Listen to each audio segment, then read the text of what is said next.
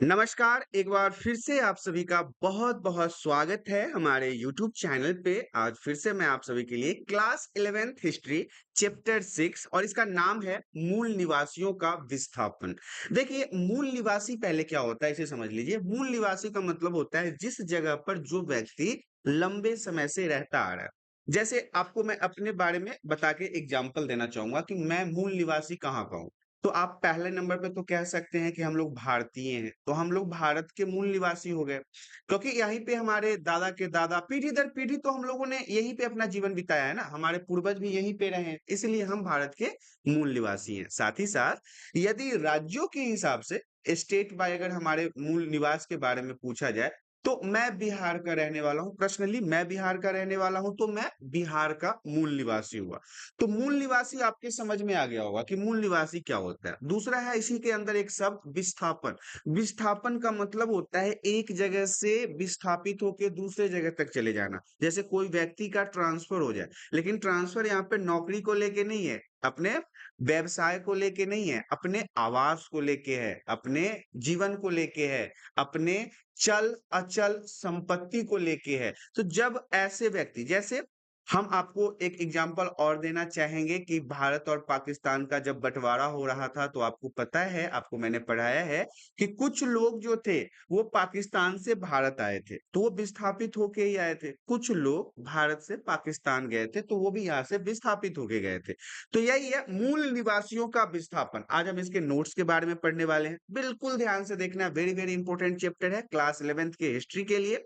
और ये मूल निवासियों का विस्थापन मैं आपको इसलिए इतना जोर दे रहा हूँ इस चैप्टर पे, क्योंकि ये आगे क्लास 12th में भी इससे जुड़े हुए कुछ जड़ें हैं, कुछ इसकी शाखाएं आपको क्लास 12th में भी पढ़ना है। तो आइए शुरुआत करते हैं क्लास 11th हिस्ट्री चैप्टर 6, जिसका नाम है मूल निवासियों का विस्थापन। सबसे पहला पॉइंट इसके अंदर हम पढ़ेंगे उपनिवेशिक विस्तार।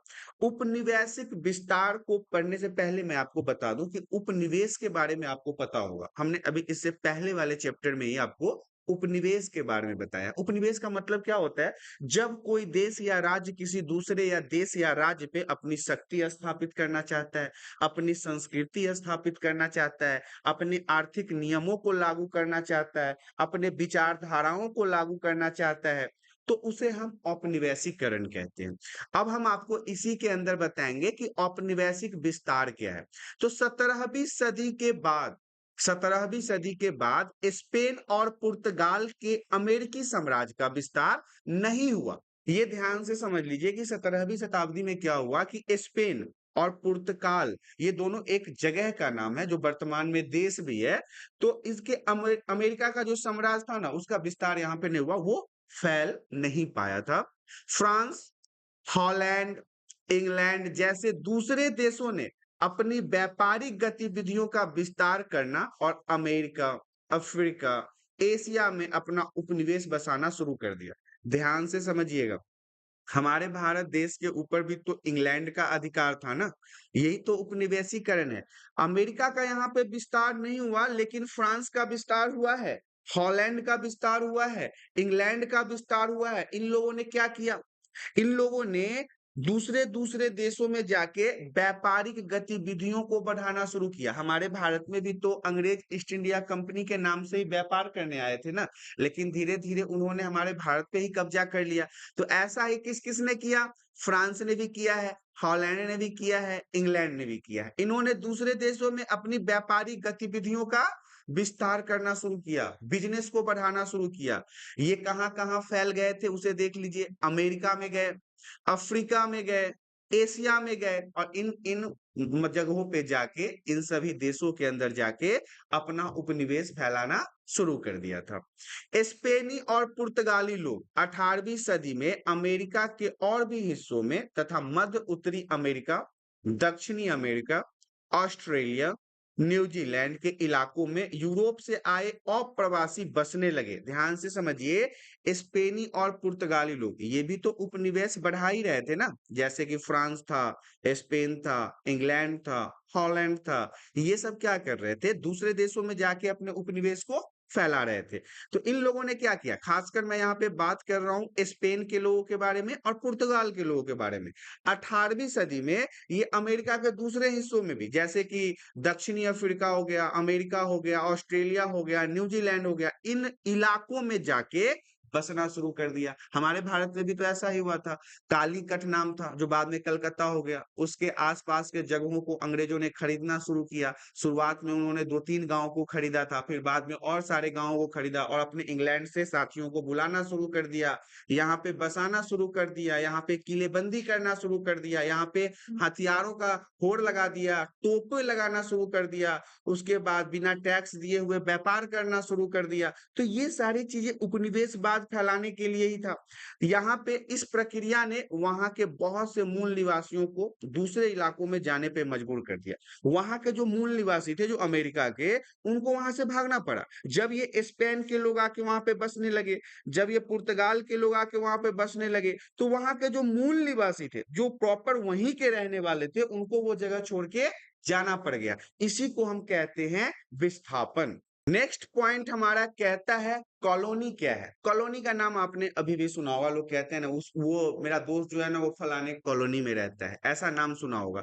17वीं सदी में यूरोपीय लोग दूसरे महादेशों में अपना प्रवास स्थापित किया। ध्यान से समझिएगा, 17वीं सदी में यूरोप के जो लोग थे वो दूसरे दूसरे जगहों पे जाके, दूसरे दूसरे महादेशों में जाके, अफ्रीका महादेश में, एशिया महादेश में, अमेरिका में, ऑस्ट्रेलिया में, ऐसे अलग अलग जगहों पे जाके अपना प्रवास स्थापित किया, मतलब रहना शुरू कर दिया। यूरोपीय लोगों की ऐसी बस्तियों को जहां पे वो लोग रहते थे, दूसरे दूसरे जगहों पे जाके अपना कॉलोनी बनाते थे, इसी को हम कॉलोनी कहते हैं। जहां पे वो रहते थे, प्रवास करते थे, घर बनाते थे, उसे हम क्या कहते हैं, कॉलोनी कहते हैं। उपनिवेश भी इसी को कहा जाता है, याद रखिएगा, कॉलोनी और हिंदी में उपनिवेश। नेक्स्ट पॉइंट हमारा कहता है उपनिवेशों को देश का दर्जा। अब ये जो उपनिवेश, ये जो कॉलोनी ये लोग बसा रहे थे, इसको देश का दर्जा क्या है, मतलब क्या देश का दर्जा, इसे एक कंट्री मान लिया गया, क्या इसे एक देश मान लिया गया, इसे समझ लेते हैं। जब यूरोप से आए इन उपनिवेशों के बसिंदे जो थे, बसिंदे कहने का मतलब है जो लोग वहां से आके यहाँ पे बस गए थे, बसिंदे को यूरोपीय मातृ देश से स्वतंत्र हो गए तो उन्हें राज्य या देश का दर्जा हासिल हो गया। ध्यान से समझिएगा, जब ये लोग यूरोप से आए, मतलब यूरोप से आए इन लोगों ने जब वहां पे कॉलोनी बनाना शुरू कर दिया और वहां पे वो आजादी के साथ रहने लगे, तो धीरे धीरे आने वाले समय में उन्होंने खुद को एक राज्य के रूप में प्रस्तुत किया, एक देश के रूप में प्रस्तुत किया और उन्हें एक देश का दर्जा भी हासिल हो गया था। नेक्स्ट पॉइंट हमारा कहता है सेटलर, जिसे हम आबादकार भी कहते हैं। याद रखिएगा, आपसे एग्जाम में आबादकार के जरिए भी क्वेश्चन पूछा जा सकता है या फिर शेल्टर के बारे में भी पूछा जा सकता है। तो देखिए, ये जो सेटलर है, ये इंपॉर्टेंट पॉइंट रहेगा 1 नंबर के लिए, वेरी वेरी इंपॉर्टेंट। अक्सर इससे एग्जाम में क्वेश्चन पूछे जाते हैं, या तो आपको ऑब्जेक्टिव में पूछ ले या फिर किसी प्रश्न के अंदर ही पूछ ले। तो दक्षिण अफ्रीका में, जो दक्षिण अफ्रीका का जगह है, वहां पे डच के लिए, डच जो लोग थे, समुदाय था, उसके लिए आयरलैंड, न्यूजीलैंड और ऑस्ट्रेलिया में ब्रिटिश के लिए तथा अमेरिका में यूरोपीय लोगों के लिए प्रयोग होता था। अब ये देखिए, आबादकार जो है, वो शब्द जो है वो किसके लिए उपयोग किया जाता था, तो दक्षिण अफ्रीका में डच के लिए किया जाता था। जो दक्षिण अफ्रीका में डच लोग रहते थे उसको सेटलर ही कहा जाता था या फिर आबादकार कहा जाता था। आयरलैंड, न्यूजीलैंड और ऑस्ट्रेलिया में जो ब्रिटिश लोग रहते थे, जो अंग्रेज लोग रहते थे, कहाँ पे, आयरलैंड में, न्यूजीलैंड में और ऑस्ट्रेलिया में, इन लोगों को भी सेटलर ही कहा जाता था। इसके अलावा अमेरिका में जो यूरोप के लोग रहते थे, जो अमेरिका देश के अंदर यूरोप के लोग रहते थे, उन्हें भी सेटलर ही कहा जाता था। नेक्स्ट पॉइंट हमारा कहता है नेटिव क्या होता है। नेटिव से आप क्या समझते हैं, नेटिव से आपका क्या अभिप्राय है। ऐसा व्यक्ति, ऐसा इंसान, ऐसा मानव जो अपने मौजूदा निवास स्थान पर ही पैदा हुआ था। 20वीं सदी के आरंभिक वर्षों तक यह पद यूरोपीय लोगों द्वारा अपने उपनिवेशों के बसिंदे के लिए प्रयोग होता था। नेटिव अंग्रेजी में भी हम लोग उपयोग करते हैं, क्या पूछते हैं ना कि आपका नेटिव होम टाउन कहाँ है, तो इसका क्या मतलब है, हम लोग जहाँ जन्म लिया वो शहर का बात किया जा रहा है। तो ऐसा ही है नेटिव शब्द के लिए कि ऐसा व्यक्ति जो अपने मौजूदा निवास स्थान पे ही जन्म लिया हो। मौजूदा निवास स्थान का मतलब है जहाँ उसके पीढ़ी दर पीढ़ी बाप-दादा रहते आ रहे हैं, अगर वो व्यक्ति वहीं पे जन्म लिया है, तो उस व्यक्ति को नेटिव कहा जाता था। 20वीं सदी के आरंभिक वर्षों में मतलब शुरुआती समय में 20वीं सदी के शुरुआत के समय में, शुरुआत के सालों में यह पद जो है या फिर ये बात जो है वो यूरोपीय लोगों द्वारा अपने उपनिवेश के बसिंदों के लिए प्रयोग होता था। यूरोप के लोगों द्वारा मतलब यूरोप के अंदर जो बाहर के लोग आके बस गए थे ना, उनके लिए इन शब्दों का उपयोग किया जाता था। नेक्स्ट पॉइंट हमारा कहता है वेमपुट वेल्ट, इंपॉर्टेंट रहेगा, वीवीआई रहेगा, वेमपुट वेल्ट। देखिए रंगीन सीपियों को आपस में सिलकर बनाई जाने वाले बेल्ट है। जो बेल्ट आपने देखा होगा पहले बहुत सारे अलग-अलग टाइप के फैशन हुआ करते थे। तो शिप जो होता है जो समुद्र में पाया जाता है तो कलरफुल शिप को मतलब रंगीन शिप को आपस में सिल-सिल के एक बेल्ट की तरह उसे तैयार किया जाता था। इसे किसी समझौते के बाद स्थानीय कबीलों के बीच आदान-प्रदान किया जाता था। जब उस समय तो उतना राजा वगैरह नहीं हुआ करता था, कबीले हुआ करते थे। तो जब 2 कबीलों के बीच में किसी प्रकार का लड़ाई झगड़ा या कोई शादी समारोह या कोई भी समझौता हो, अगर कोई समझौता होता था तो इसी बेल्ट के आदान-प्रदान करके उस समझौते को मान्यता प्रदान किया जाता था। आज जैसे हम किसी भी समझौते को करते हैं तो हम पेपर पे लिखते हैं, बॉन्ड बनवाते हैं, सिग्नेचर करवाते हैं, लेकिन ये सब तो आज के समय में प्रचलित है, हम लोग मॉडर्न युग में रहते हैं, उस समय ऐसा नहीं हुआ करता था। ऐसे ही रंगीन सीपियों को बुनकर एक बेल्ट की तरह तैयार किया जाता था और उसी का आदान-प्रदान जो था वो समझौते की निशानी के रूप में उपयोग होता था। नेक्स्ट पॉइंट हमारा कहता है 18वीं सदी में पश्चिमी यूरोप के लोग सभ्य मनुष्य की पहचान, ध्यान से समझिए 18वीं सदी में पश्चिमी यूरोप के लोगों का सब मनुष्य मतलब एक अच्छे इंसान के रूप में पहचान की गई, इसके बारे में जान लेते हैं। साक्षरता, साक्षरता का मतलब होता है पढ़ा लिखा इंसान। इसके अलावा संगठित धर्म शहरीपन के आधार पर करते थे। जब भी 18वीं हमने यहाँ पे 17वीं सदी से बात शुरू किया था, उसके बाद 18वीं सदी की बात कर रहे हैं, तो 18वीं सदी पे जो सभ्य लोग किसे माना जाता था, अच्छे लोग किसे माना जाता था, जिनके अंदर साक्षरता होता था, जो पढ़े लिखे होते थे, जिनका संगठित धर्म हुआ करता था या फिर शहरीपन के आधार पे लोगों का बंटवारा होता था। जो शहर में लोग रहते थे ना, उसके आधार पे सभ्य और असभ्य लोगों का वर्गीकरण किया जाता था। भाषाएं उत्तरी अमेरिका में अनेक भाषाएं बोली जाती थी। मतलब उत्तर अमेरिका, अमेरिका के उत्तर जो साइड है उसमें अलग-अलग लोग अलग-अलग तरह के भाषाओं का उपयोग करते थे, परंतु वह लिखी नहीं जाती थी। सिर्फ बोलने में उपयोग होता था, लेकिन लिखने में वो भाषाओं का उपयोग नहीं किया जाता था। नेक्स्ट पॉइंट हमारा कहता है गोल्ड रश और उद्योगों की वृद्धि। 1840 से शुरुआत करेंगे क्योंकि अभी हम आपको बता चुके हैं कि हमने 18वीं सदी से ही 17वीं सदी से शुरुआत किया था, फिलहाल हम 18वीं सदी तक आ चुके हैं। 1840 में कैलिफोर्निया में सोने के चिन्ह मिले हैं। सोने के चिन्ह मिले मतलब कि गोल्ड का चिन्ह मिला है, जिसे हम गोल्ड रश का प्रारंभ, रेलवे लाइनों का निर्माण, औद्योगिक नगरों का विकास, कारखानों की संख्या में वृद्धि हुआ। गोल्ड रश और उद्योगों में वृद्धि क्या हुआ कि 1840 में जब कैलिफोर्निया के अंदर खुदाई हुआ, कैलिफोर्निया के अंदर जब पुरातत्वविदों ने खुदाई किया तो वहां पे सोने से बने कुछ चिन्ह प्राप्त हुए हैं। सिक्के हो सकते हैं, अभिलेख हो सकते हैं। इसके अलावा इसी के बाद रेलवे लाइन वहां पे शुरुआत हुआ, औद्योगिक नगर का विकास हुआ मतलब ऐसे शहरों का निर्माण हुआ जहां पे उद्योग सबसे ज्यादा था। इसके अलावा कारखानों की संख्या में वृद्धि हुई। तो ये हमारा गोल्ड रश और उद्योग के वृद्धि के बारे में था। नेक्स्ट पॉइंट हमारा कहता है एबोरिजिनीज। अब ये क्या है? ऑस्ट्रेलिया महाद्वीप के शुरुआती मनुष्य या आदि मानव को एबोरिजिनीज कहा जाता है। मतलब कि हमने तो ये बात पढ़ा है कई बार कि इंसान की शुरुआत जो है वो बंदरों से हुई है, होमो सेपियंस से हुई है। तो होमो सेपियंस या लंगूर या बंदर ये सब क्या है? ये सब हमारे आदि मानव हुआ करते थे। धीरे-धीरे इनके अंदर सुधार आते आज के समय में आप जो मनुष्य को देख रहे हो, वो इतने स्टैंडर्ड को मेंटेन कर रहा है। तो जो ऑस्ट्रेलिया के शुरुआती मानव जाति थी या शुरुआती मनुष्य की प्रजाति थी, उसे ही हम एबोरिजिनीज कहते हैं। याद रखिएगा, ये प्रश्न आपसे पूछा जा सकता है, इम्पोर्टेंट रहेगा। ऑस्ट्रेलिया के शुरुआती मानव या ऑस्ट्रेलिया के शुरुआती मनुष्य को एबोरिजिनीज के नाम से जाना जाता है। नेक्स्ट पॉइंट है औपनिवेशिक। ऑलरेडी हमने डिस्कस किया है औपनिवेशिक के बारे में। दूसरे देशों को नियंत्रित करने वाले देश से संबंधित है। मतलब जब एक देश दूसरे देश को नियंत्रित करने लगता है, उस पे अपनी राजनीति को थोपने लगता है, उस पे अपने विचारों को थोपने लगता है, उस पे अपनी भाषा, संस्कृति, रहन-सहन, खान-पान इत्यादियों को जबरदस्ती अपनी ताकत के साथ थोपने लगे, उसे हम औपनिवेशिक कहते हैं। इसके अलावा नेक्स्ट पॉइंट है हमारा ओरल हिस्ट्री क्या है? ओरल हिस्ट्री से आप क्या समझते हैं?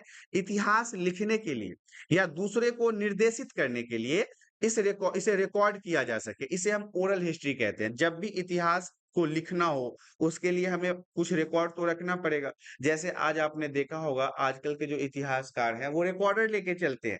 जब भी उन्हें कोई इन्फॉर्मेशन चाहिए तो वो रिकॉर्डर ऑन कर देते हैं और उसमें उन व्यक्तियों के बातों को रिकॉर्ड कर लेते हैं और बाद में जाके फिर उसे सुनते हैं, एब्ज़ॉर्ब करते हैं और उससे जुड़ी बातों को इतिहास की किताबों में लिखते हैं। उस समय ऐसा ही होता था, इतिहास लिखने के लिए या उसे बताने के लिए ओरल हिस्ट्री का उपयोग किया जाता था ताकि उसे रिकॉर्ड करके रखा जा सके और बाद में उससे जुड़े जानकारियों को लिखा जा सके। नेक्स्ट पॉइंट हमारा कहता है सब्सिडी अर्थव्यवस्था क्या है? सब्सिडी अर्थव्यवस्था से आप क्या समझते हैं? सब्सिडी अर्थव्यवस्था का मतलब है कि उसकी बुनियादी आवश्यकताओं की पूर्ति करने के लिए जितना आवश्यक हो उतना उत्पाद करना। देखिए, बुनियादी आवश्यकताओं को पूर्ति करने के लिए आप एग्जाम्पल के तौर पे समझ लीजिए, हमारे भारत देश में आज अरबों में जनसंख्या है और इन अरबों जनसंख्या को खाना खिलाने के लिए भोजन की आवश्यकता तो है। तो इनके लिए पर्याप्त भोजन को उत्पादन करना सब्सिडी अर्थव्यवस्था है। हालांकि सब्सिडी अर्थव्यवस्था में सरकार के द्वारा भी मदद की जाती है, सरकार भी इसमें अनुदान करता है, पैसे देता है। तो ये हमारा सब्सिडी अर्थव्यवस्था था। अब हम बात करेंगे बहुसंस्कृतिवाद के बारे में। ये भी आपके लिए वीवीआई रहेगा, 1 नंबर 2 नंबर में पूछा जा सकता है। बहुसंस्कृतिवाद क्या है? एक नीति जो मूल यूरोपीय और एशियाई प्रवासियों की संस्कृतियों के लिए समानता के उपचार का अर्थ है। बहुसंस्कृतिवाद में आपको लिखना है ऐसा नीति जो यूरोप के जो मूल निवासी थे और एशियाई प्रवासियों की संस्कृति के लिए समानता हो, मतलब उन दोनों की संस्कृति समान हो ताकि उनको एक जगह पे रहने में प्रॉब्लम ना हो, दिक्कत ना हो, असमानताएं ना हो, लड़ाई ना हो, झगड़ा हो ना हो। क्योंकि अक्सर लड़ाई झगड़ा जो होता है वो तो असमानता के कारण ही होता है। जब 2 धर्म के लोग मिलते हैं तब लड़ाई होता है। जब 2 प्रकार के सोच के लोग मिलते हैं तब लड़ाई होता है। जब 2 राजनीतिक पार्टी के लोग मिलते हैं तब लड़ाई होता है। कभी आपने एक धर्म के लोग, एक सोच के लोग, एक राजनीतिक पार्टी के लोग, एक परिवार के लोगों को आपस में जल्दी लड़ते हुए नहीं देखा होगा क्योंकि उनकी सोच समान होती है। तो इसलिए वो जल्दी लड़ते नहीं है। तो यही हमारा बहुसंस्कृतिवाद कहलाता है। नेक्स्ट पॉइंट हमारा कहता है टेरा न्यूलियस। अब इसे समझ लीजिए टेरा न्यूलियस क्या है? एक ऐसा नियम, एक ऐसा कानून जिसका अर्थ है किसी दिए गए भूमि पर किसी के अधिकार को मान्यता देना। मतलब दिया गया जो जमीन होता है उस पर किसी का मान्यता, मतलब किसी के नाम से उस जमीन को रजिस्टर्ड कर देना टेरा न्यूलियस कहलाता था। अब नेक्स्ट पॉइंट हमारा कहता है कैनबरा। ये भी आपके लिए वीवीआई रहेगा। कैनबरा पिछले साल के एग्जाम में ही पूछा गया था तो इंपॉर्टेंट तो रहेगा क्योंकि अक्सर कैनबरा पूछा जाता है। 1911 में ऑस्ट्रेलिया की राजधानी वुलहिट गोल्ड बनाने का सुझाव दिया गया।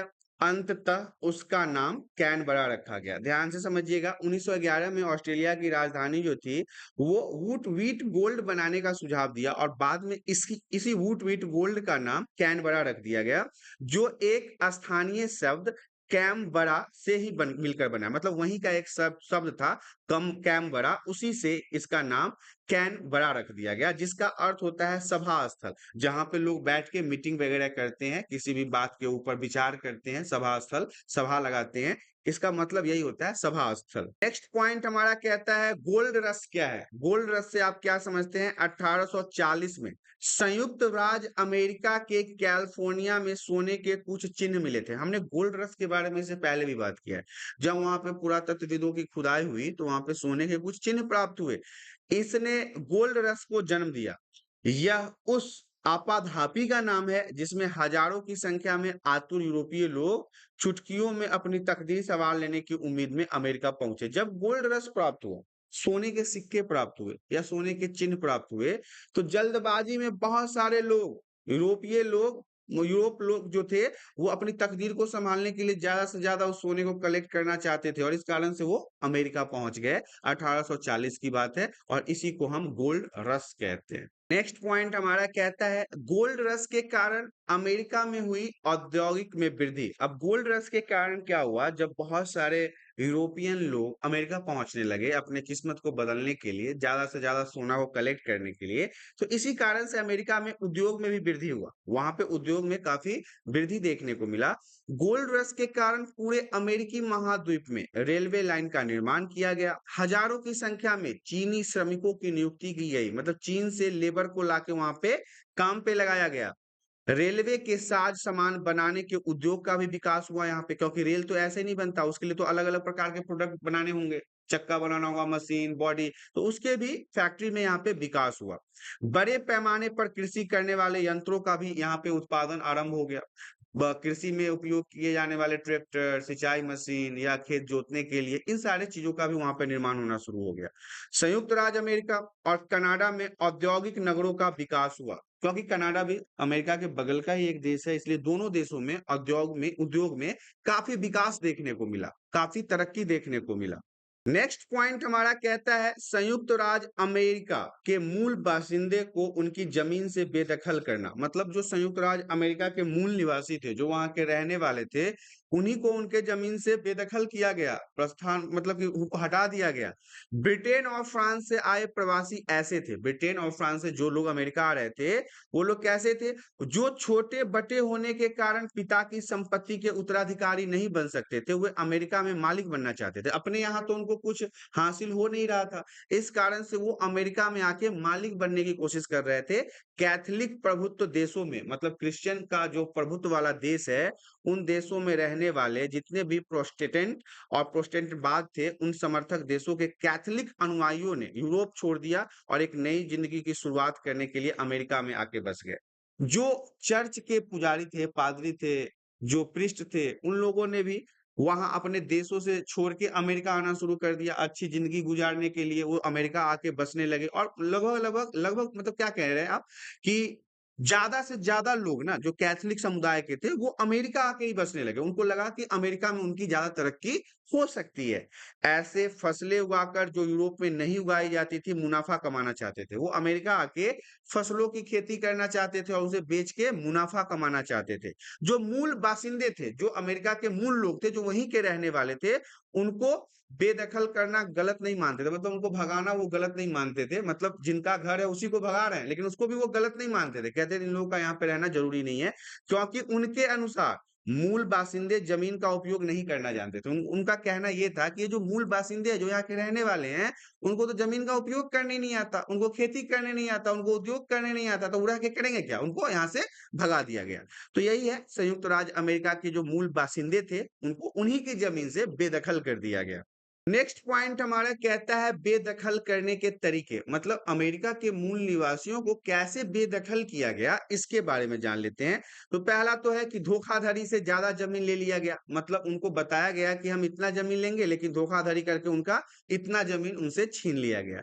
पैसे देने के वायदा खिलाफी की, जो पैसे देने की बात की थी उन्होंने जमीन लेने के बाद, वो पैसे भी नहीं दिए और उनको भगा दिया।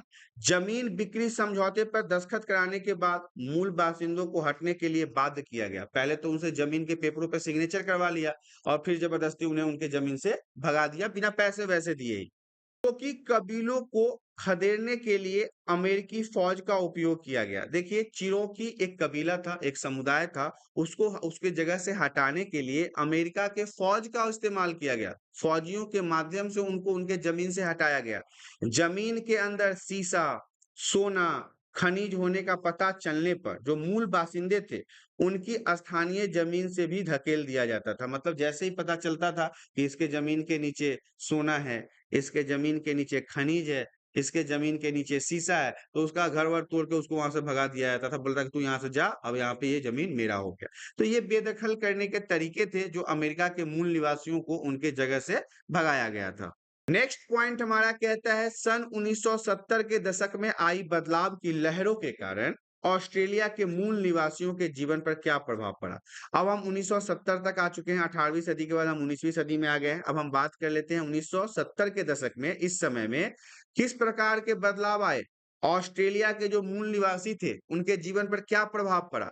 तो सबसे पहला पॉइंट है इसमें हमारा, ऑस्ट्रेलिया के मूल निवासियों को नए रूप से समझने की चाहत जगी। जगी कहने का मतलब है जब उनके समाज के अंदर बदलाव होने लगा, जब उनके अंदर नई-नई नीतियाँ आने लगी, तो उनके समझने में उनको चाहत बढ़ने लगा। वो इसको और ज़्यादा समझने की कोशिश करने लगे।